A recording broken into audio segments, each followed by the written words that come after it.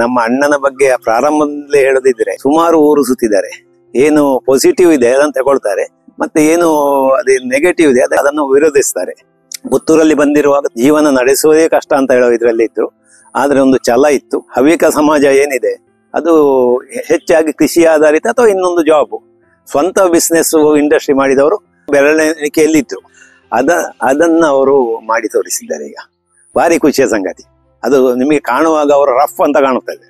ಅವರಂತ ಕೇಳ್ತಾರೆ, ಅವರು ಹೋದ್ರೆ ಮಾತ್ರ ಈ ಕ್ಯಾನ್ ಅಲ್ಲಿ ಎಣ್ಣೆ ತಂದ್ರೆ ಇದರಲ್ಲಿ ನಾವು ಎಣ್ಣೆ ಹಾಕೋದಿಲ್ಲ ಅಂತ ಹೇಳ್ತಾರೆ. ಏನಂದ್ರೆ ಅದು ಕ್ವಾಲಿಟಿ ಬೇಕು, ಮೊದಲಿನ ಎಣ್ಣೆ ಇದ್ದು ಅದು ಕಲ್ಮಶ ಆಗಿದ್ರೆ ಅದಕ್ಕೆ ಹಾಕೋದೇ ಇಲ್ಲ.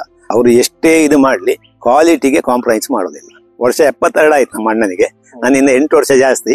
ಇವತ್ತು ಸಹ ಹೊಸ ಹೊಸ ಯೋಚನೆಗಳು ಬರ್ತಾ ಇದೆ ಅವರ ಮನಸ್ಸಿಗೆ. ಇನ್ನು ತುಂಬಾ ಸಮಾಜಕ್ಕಾಗಿ ಮಾಡಬೇಕು ಅಂತ ಹಂಬಲವೂ ಇದೆ ಅವರ ಹತ್ರ. ಶಿವಣ್ಣ ಡಿಸಿಷನ್ ಮೇಕಿಂಗ್ ಹೇಗೆ ಅಂತ ಹೇಳಿದ್ರೆ ಅದು ನಾವು ಈಗ ನೋಡ್ಬೇಕು. ಈಗ ಡಿಸಿಷನ್ ತಗೊಂಡ್ರೆ ಕಷ್ಟ ಆದೀತು ಮುಂದೆ ಅಂತ ನನಗೂ ಇತ್ತು, ನಾ ಸಣ್ಣವಾಗಿದ್ರು. ಅವರ ಡಿಸಿಷನ್ ನ ರಿಸಲ್ಟ್ ಎಲ್ಲ ಈಗ ಗೊತ್ತಾಗ್ತಾ ಇದೆ. ಇಷ್ಟು ವರ್ಷ ಅವರ ಏನು 80ರ ದಶಕದಲ್ಲಿ ಅವರು ಇದು ಮಾಡಿದ್ದಾರೆ ಕೊಬ್ಬರಿ ಮಿಲ್ಲು. ಅದಕ್ಕಿಂತ ಇಷ್ಟವರೆಗೆ ಎಷ್ಟು ಮುಂದೆ ಬಂದಿದ್ದೇವೆ, ಏನಾಗಿದೆ ಅವ್ರ ಡಿಸಿಷನ್ ಅಂತ ಹೇಳಿದ್ರೆ ಸಾಧಾರಣ ಅವರ ಡಿಸಿಷನ್ ಎಲ್ಲವೂ 100% ಅಂತ ಹೇಳೋದಿಲ್ಲ, ಕೆಲವು ಸೋತಿರ್ಲಿಕ್ಕೂ ಸಾಕು, ಅಂತೂ ಎಬವ್ ಡಿಸ್ಟಿಂಕ್ಷನ್ ಅವ್ರು ಪಾಸ್ ಆಗಿದ್ದಾರೆ. ಇದರಲ್ಲಿ ಸಹ ನಮ್ಮ ಶಿವಣ್ಣ ಏನು ಶಿವಶಂಕರ ಬೋನಂತಾಯ ಅಂತ, ಅವರು ಈ ಬೋನಂತಾಯ ಅಂತ ಹೇಳುವಂತ ಒಂದು ಸರ್ನೇಮ್ ಅನ್ನು ಎಲ್ಲರಿಗೂ ಚಿರಪರಿಚಿತರಾಗುವ ಹಾಗೆ ಮಾಡಿದ್ದಾರೆ. ಅಂದ್ರೆ ಅವರ ಈ ಏನು ದುಡಿಮೆಯ ಫಲ, ಅವರ ಹೆಸರು, ಅವರ ಇಂಡಸ್ಟ್ರಿ ಅಥವಾ ಅವರ ಏನು ಹವ್ಯಕ ಸಭಾ ಎಲ್ಲದರಲ್ಲಿಯೂ ಅವರು ಮುಂದಾಳುತ್ತಾ ಇದ್ದ ಕಾರಣ.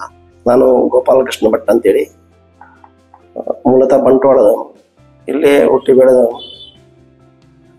ಸುಮಾರು 30 ವರ್ಷಗಳಿಂದ ನಾನು ಶ್ರೀರಾಮ್ ಇಂಡಸ್ಟ್ರೀಸಲ್ಲಿ ಶಿವಶಂಕರ ಭಟ್ರ ಜೊತೆ ಉದ್ಯೋಗ ಮಾಡಿಕೊಂಡಿದ್ದೇನೆ. ಪ್ರಾರಂಭದಲ್ಲಿ ನಾನು ಅಲ್ಲಿ ಕೆಲಸಕ್ಕೆ ಸೇರುವಾಗ ಅವರೊಂದು ದನಿ ಬಾಸ್ ಅಂತೇಳಿ ಮನಸ್ಸಿಗೆ ನನಗಿತ್ತು.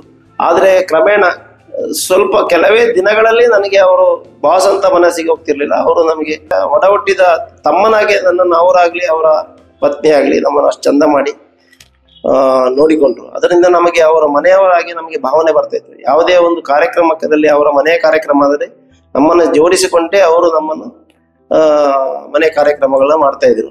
ನಾನೊಂದು ಉದ್ಯೋಗಿಯಾಗಿ ಅವರಲ್ಲಿ ಹಲವು ವಿಷಯಗಳನ್ನು ಕಲಿತುಕೊಂಡಿದ್ದೇನೆ. ಒಳ್ಳೆಯದನ್ನ ಜನರಿಗೆ ಕೊಡಬೇಕು, ಒಳ್ಳೆಯದನ್ನು ಮಾಡಬೇಕು, ಅದು ಅಷ್ಟು ಜವಾಬ್ದಾರಿಯುತವಾಗಿ ನಮ್ಮನ್ನು ಬಿಟ್ಟು ಹೋಗ್ತಾ ಇದ್ರು. ಆ ಧೈರ್ಯದಿಂದ ನಾವು ಕೆಲಸವನ್ನ ಜಾಗ್ರತೆಯಿಂದ ನಾವು ಮಾಡ್ತಿದ್ದೆವು ಅವರ ಜೊತೆ.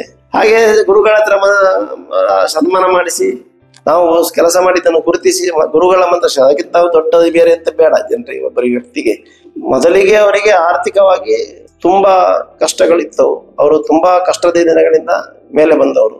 ಅದರಿಂದಾಗಿ ಅವರ ಈ ಸಂಸ್ಥೆ ಇಷ್ಟು ಎತ್ತರಕ್ಕೆ ಬೆಳೆದಿದೆ. ಕೊನೆಯದಾಗಿ ನಾನು ಹೇಳೋದು, ಶಿವಶಂಕರ ಭಟ್ರಿಗೆ ಈಗ ಸಾಧಾರಣ 72-73 ವರ್ಷ ಆಯ್ತು. ನಮ್ಮನ್ನೆಲ್ಲ ಚಂದ ಮಾಡಿ ನೋಡಿಕೊಂಡಿದ್ದಾರೆ ಅವರು. ಇನ್ನೂ ಸಹ ಮುಂದಿನ ಜೀವನವ ಅವರು ಸಂತೋಷವಾಗಿರ್ಬೇಕಂತ ಆ ದೇವರಲ್ಲಿ ಮಾಲಿಂಗೇಶ್ವರನಲ್ಲಿ ಪ್ರಾರ್ಥನೆ ಮಾಡ್ತೇನೆ.